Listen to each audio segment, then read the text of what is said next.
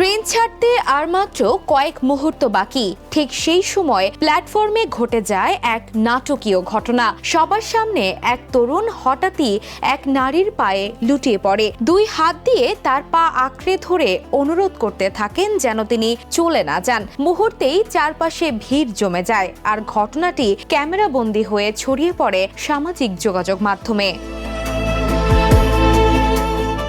ভারতের মুম্বাইয়ের বোরিভালি রেলওয়ে স্টেশনে ধারণ করা একটি ভিডিওতে দেখা যায় সবার সামনেই এক যুবক এক নারীর পা জড়িয়ে ধরে মাটিতে শুয়ে পড়েছেন।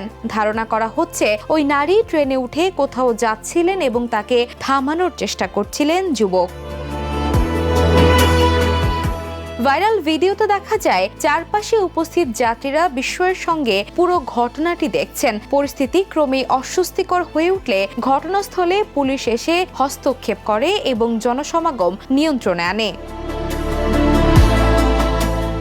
সামাজিক যোগাযোগ মাধ্যমে ভিডিওটি ট্রু লাভ শিরোনামে ব্যাপকভাবে ছড়িয়ে পড়েছে। তবে ভিডিওটি ভাইরাল হওয়ার পর নেটিজেনদের মধ্যে শুরু হয়েছে তীব্র বিতর্ক।